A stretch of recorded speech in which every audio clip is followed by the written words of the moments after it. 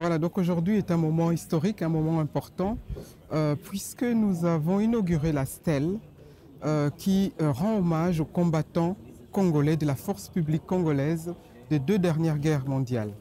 Ces soldats ont quitté leur pays, leur patrie, pour pouvoir combattre aux côtés des soldats belges et des alliés.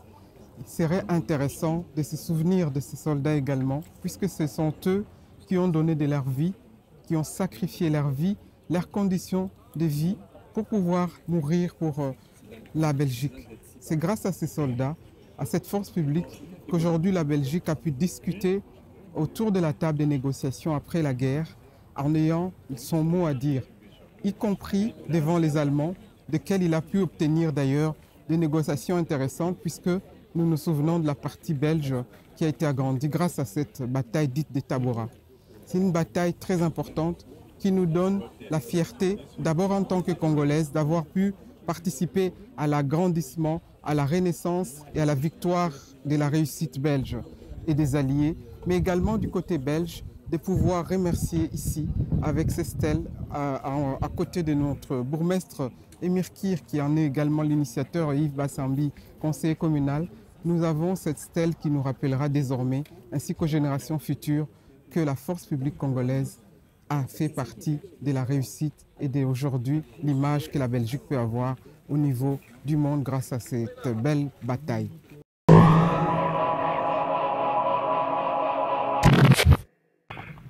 Votre Excellence, Mesdames, Messieurs les membres du Collège, Mesdames, Messieurs les membres du Conseil communal, Mesdames, Messieurs en vos titres et qualités, Mesdames, Messieurs les représentants de la communauté congolaise, nous nous rassemblons aujourd'hui pour rendre hommage aux hommes qui se sont sacrifiés pour la liberté, pour notre liberté, pour rendre justice et place publique à ceux dont le sang a coulé, mais dont les noms ont été oubliés dans nos manuels d'histoire, dans notre mémoire collective.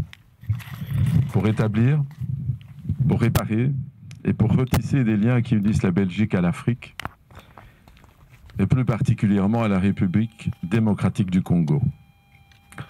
Je salue ici tout particulièrement la présence de son Excellence, qui nous fait l'honneur d'être avec nous pour l'inauguration de cette stèle. Une stèle qui s'inscrit dans les valeurs et la vision que nous défendons à Saint-Josse à travers le refus de l'invisibilisation. Je voudrais tout particulièrement rendre hommage au travail remarquable qui a été fait par notre échevine Dora Ilunga et du conseiller communal Yves Bassambi, qui travaille depuis des années sur les questions liées à la colonisation. Je voudrais aussi remercier les fonctionnaires qui ont contribué à la construction de cette stèle. Certains portent également les origines, les belles origines congolaises. Lewis Goga, notre ingénieur des travaux, chef du département. Et d'autres qui n'ont rien à voir avec le Congo, mais qui ont tout de suite relevé le défi avec nous. Madame Aïssoun Koksal, de l'État civil, que je salue. Notre ingénieur, Monsieur Genti Kelmendi. Et enfin, Yacine Nafa, qui est graphiste. Mes chers amis, aujourd'hui, nous rendons hommage aux anciens combattants de la force publique, aux volontaires, aux résistants africains ayant combattu lors des deux grandes guerres à une date qui ne doit rien au hasard. La fameuse bataille de Tabora a commencé le 8 septembre, infligeant une cuisante défaite à l'ennemi avant et permettant la prise d'un axe stratégique clé pour la suite des combats. Ces combattants des colonies, souvent oubliés dans les récits des grandes guerres, ont pourtant joué un rôle crucial. Nombreux, ce sont ceux qui ont quitté leur foyer, leur famille et leur communauté. Ils ont répondu à l'appel des puissances coloniales et se sont engagés avec un sens profond du devoir et de la dignité. Armés d'un courage exceptionnel, ils ont supporté la faim, la maladie et les conditions climatiques extrêmes. Mais surtout, Ils ont dû affronter la réalité brutale de la guerre, un univers marqué par la violence, par la mort, par le sacrifice et par la discrimination. Nous voici donc réunis, plus d'un siècle plus tard, pour nous souvenir et faire vivre cette mémoire. Car, mes chers amis, nous pensons que l'histoire s'écrit en la faisant vivre. Cette stèle sera le point de départ de réflexion portée par nos écoles, par nos jeunes, pour faire rayonner cette histoire qui est la nôtre. Au-delà de la pierre, au-delà des murs de ce cimetière, au-delà de la mort de ces soldats. Aujourd'hui, nous saluons tous leur mémoire et leur sacrifice. Nous reconnaissons que ces hommes ont contribué à façonner l'histoire. Non seulement celle de l'Europe, mais aussi celle de l'Afrique et du monde entier. Ils ont versé leur sang pour des causes qui, même lointaines, ont eu des répercussions sur l'avenir de leurs descendants, sur l'avenir de notre nation. En ce jour, nous nous engageons à ne pas laisser leur mémoire sombrer dans l'oubli. Ces combattants doivent être reconnus pour ce qu'ils étaient, des héros. Leur histoire doit être transmise aux générations futures, afin que nous n'oublions jamais l'ampleur de leur contribution. À vous, combattants d'hier, à vous qui avez donné votre vie pour la liberté, pour la paix, nous vous rendons hommage. Que votre mémoire reste vivante dans nos cœurs et dans notre histoire collective. Nous vous devons notre respect, notre gratitude et notre reconnaissance éternelle. Merci à vous d'être présents aujourd'hui pour honorer ces hommes et leurs sacrifices. Puisse leur souvenir nous inspirer à travailler pour un monde de paix, pour lequel ils ont si courageusement combattu. Que leur sacrifice ne soit pas vain. En ce 8 septembre 2024, justice est faite. Cette stèle est un symbole. Le parterre de fleurs derrière moi, des pensées entremêlées, démontrent nos liens éternels. Que vive la fraternité entre les peuples et que maudite soit la guerre. Avant de vous inviter à découvrir la stèle, je voudrais, si vous le permettez, donner la parole à son Excellence l'ambassadeur de la République démocratique du Congo et ensuite à mes collègues. Votre Excellence. Monsieur le bourgmestre, mesdames et messieurs, membres du collège, distingués invités, mesdames et messieurs, c'est avec une fierté et une émotion toute particulière que j'ai l'honneur de m'adresser à vous cet après-midi afin de rendre hommage à toutes celles et tous ceux qui ont donné leur vie en faveur de notre liberté. Nous voudrions également, par cette cérémonie, mettre en lumière des milliers de combattants congolais pour leurs actes de bravoure réalisés dans les différentes campagnes militaires, tant en Afrique qu'ailleurs. Mais avant toute chose, je tiens à saluer la généreuse initiative portée par les autorités municipales de la commune de Saint-Josse, qui, sous la houlette de son bourgmestre, M. Mirkir, ont œuvré à la réalisation de cette stèle qui, finalement, est une œuvre collective d'une remarquable portée. Elle symbolise la nécessité de reconnaître et d'honorer la mémoire de toutes les victimes des guerres du siècle dernier. Des héros dont les noms ne figurent guère dans le roman national et qui ne sont pas référencés dans l'imaginaire collectif.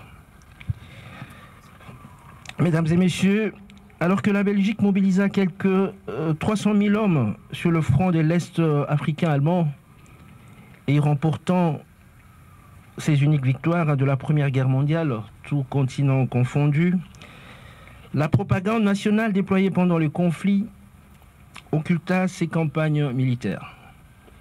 Les soldats congolais ne semblent pas faire partie de l'imaginaire des Belges.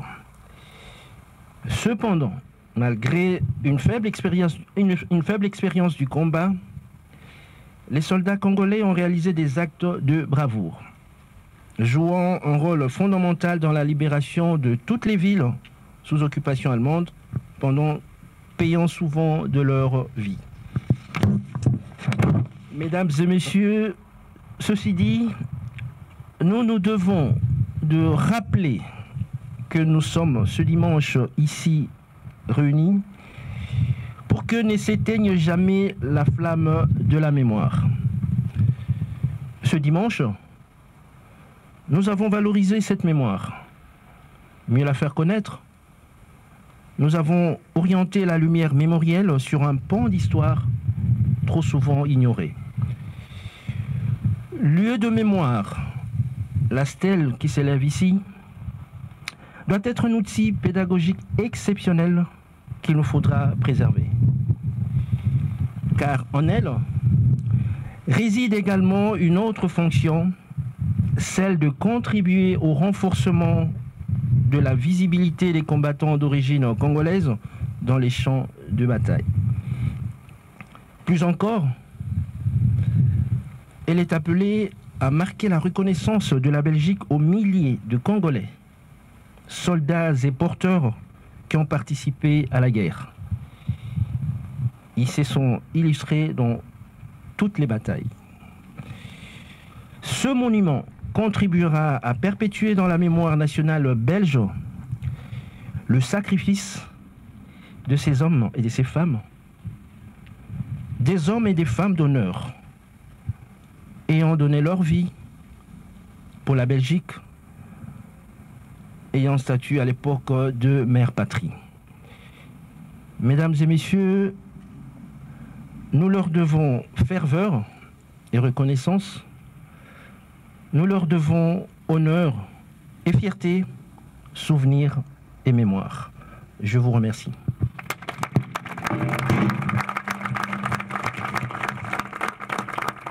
Votre Excellence, Monsieur le Bourgmestre, Mesdames et Messieurs, chers invités en vos qualités et fonctions.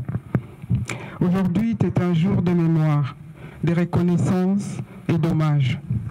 Nous sommes réunis ici pour inaugurer cette stèle, un monument érigé en hommage aux anciens combattants de la force publique du Congo. Aussi pour les volontaires et résistants africains qui ont combattu avec bravoure durant les 2 dernières guerres mondiales. Ce monument incarne la gratitude de toute une nation et rappelle à tous le rôle essentiel de ces hommes qui ont marqué notre histoire commune. En ce temps troublé de guerre, au cours des 2 plus grandes guerres du monde que le monde ait connues, des milliers de soldats congolais se sont levés pour défendre des terres lointaines, mais pour aussi des idéaux qui nous unissent. La force publique congolaise, cette armée coloniale, qui a vu le jour en 1885, s'est retrouvée au cœur des batailles cruciales pour la liberté, non seulement en Afrique, mais également ici en Europe. Permettez-moi de vous rappeler un épisode emblématique de ce courage exemplaire, la bataille des Tabora. En 1916, c'est dans l'Est africain, loin des fronts européens, que la force publique congolaise a remporté une victoire décisive contre les troupes allemandes. Cette victoire ne fut pas seulement un exploit militaire, elle marqua un tournant dans la guerre en Afrique, ouvrant une nouvelle voie pour les Alliés. La bravoure des soldats congolais permit non seulement de repousser les forces allemandes, mais également d'offrir à la Belgique une position de force dans les négociations qui allaient avoir lieu après la guerre.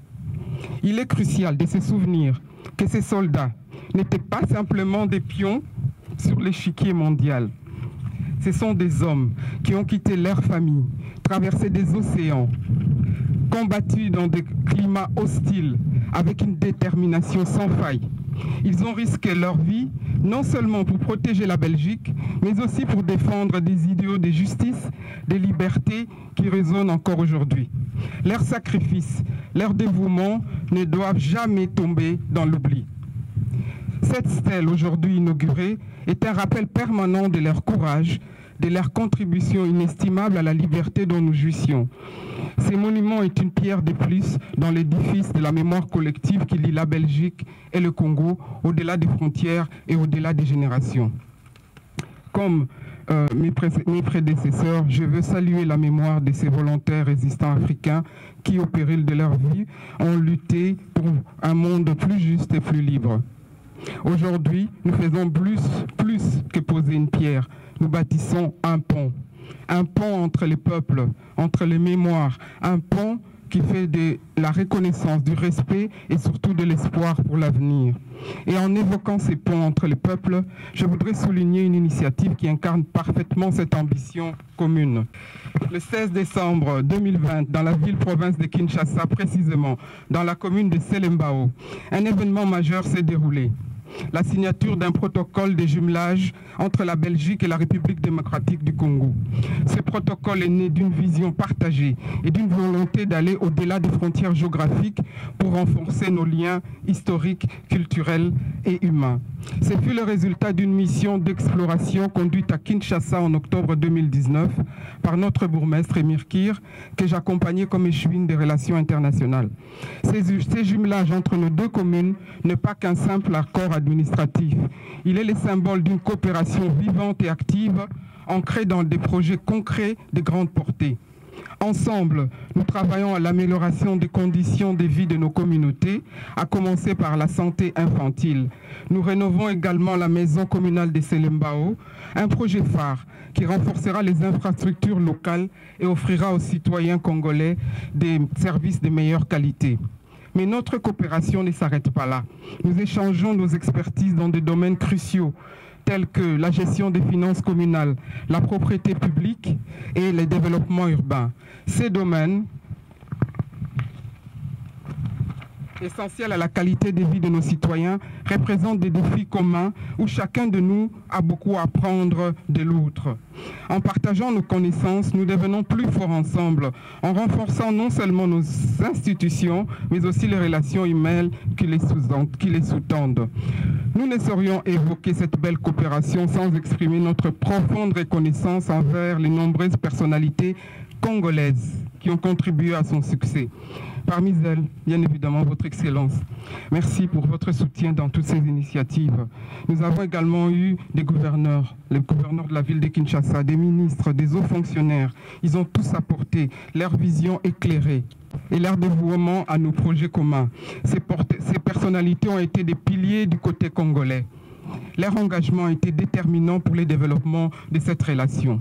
De notre côté en Belgique, je tiens à rendre hommage à M. Émir Kir, bourgmestre de Saint-Josse, ainsi qu'au collège communal, aux élus ténoudois, mais également à Yves Bassambi, mon collègue, qui est aussi un co-initiateur de cet après-midi. Ces soutiens sur qui j'ai pu toujours compter pour la mise en œuvre de notre politique internationale sont indéfectibles. Ils ont été un moteur essentiel pour renforcer les liens entre nos deux nations. C'est grâce à cet engagement partagé que notre coopération a pu prospérer et que nous pouvons aujourd'hui célébrer ces réussites.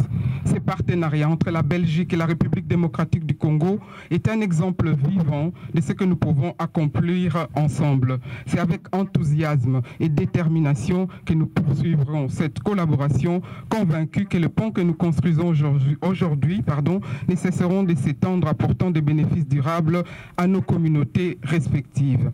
Chers amis, continuons de marcher sur cette voie, celle de l'amitié, de la coopération, pour que nos deux communes continuent de se développer main dans la main, dans la solidarité et l'engagement mutuel.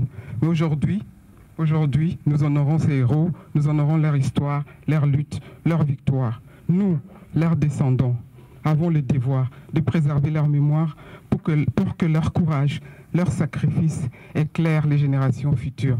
Je vous remercie de votre attention.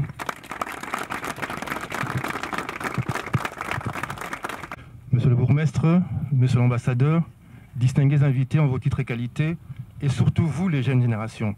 Je m'appelle Yves Bassambi, je suis conseiller communal, président de la commission passé colonial belge et auteur de la motion relative aux conséquences du passé colonial belge et aux manières de lutter contre ces effets qui a permis l'aboutissement de cette stèle.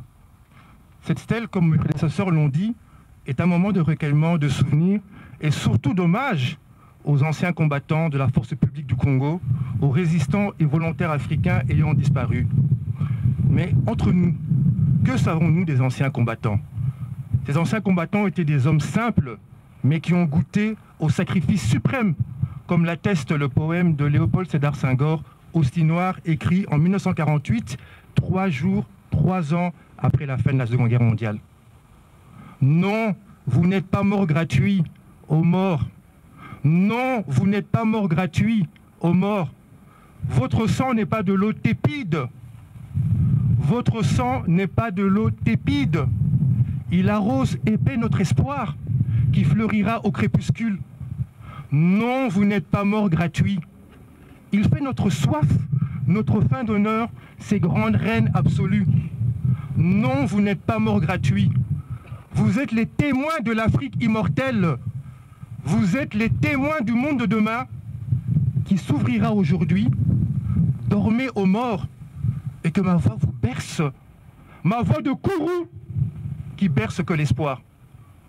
Monsieur le bourgmestre, monsieur l'ambassadeur, membres du collège, distingués invités, et vous les générations futures, souvenez-vous toujours que ces anciens combattants sont morts à des milliers de kilomètres de chez eux, embarqués de force dans une guerre qui n'était pas la leur, mais qu'ils ont accomplie avec un sens du devoir et du sacrifice. Nous mesurons aujourd'hui, le 8 septembre 2024, l'importance de leur courage, de leur volonté, de leur détermination.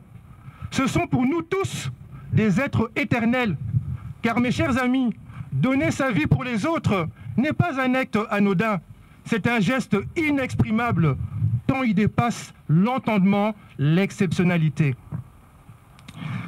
Monsieur le bourgmestre, monsieur l'ambassadeur, membres du collège, distingués invités, leur courage, et vous les jeunes générations, leur courage doit servir d'exemplarité pour les générations actuelles et pour les générations futures. Nous devons nous en inspirer dans notre quotidien, dans nos vies, dans nos choix.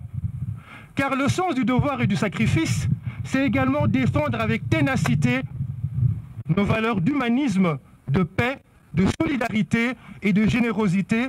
Et c'est aussi refuser la violence, où qu'elle soit partout dans le monde, sans concession et ni demi-mesure. Monsieur le bourgmestre, monsieur l'ambassadeur, membres du collège, distingués invités, et surtout vous les jeunes générations, puisse le souvenir de nos morts nous rappeler et surtout interpeller nos jeunes concitoyens que la paix, qu'elle soit extérieure et intérieure, ne peut être maintenue sans engagement, sans volonté et sans besoin de justice. Pour conclure, mes chers amis, je terminerai par cette citation de Antoine de Saint-Exupéry qui a dit un jour « Un disparu, si sa mémoire est correctement entretenue, est plus précieux et plus puissant que n'importe quel vivant. À tous nos soldats morts pour la patrie, vive la Belgique, vive la République démocratique du Congo. » J'ai dit je vous remercie.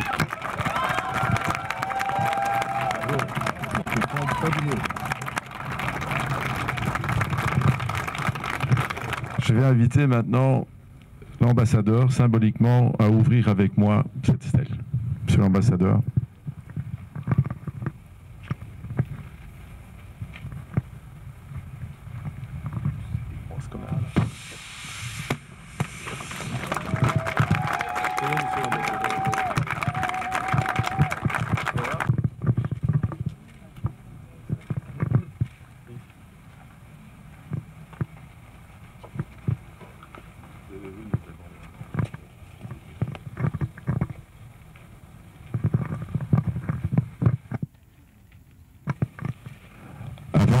De vous inviter à la réception qui suit cette cérémonie, je voudrais dire que chaque année, le 11 novembre, nous faisons le tour du cimetière pour rendre hommage aux soldats qui sont tombés au front pour la Belgique.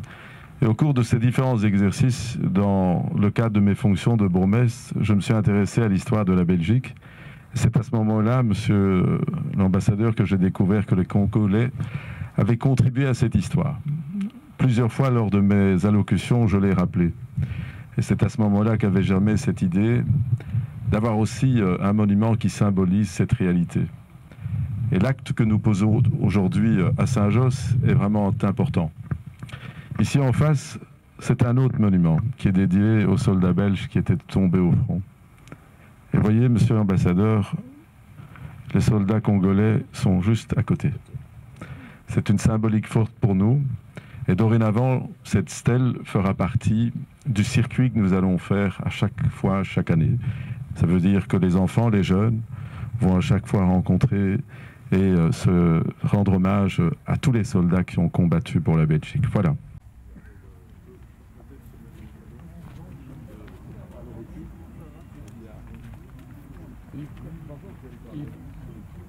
Yves.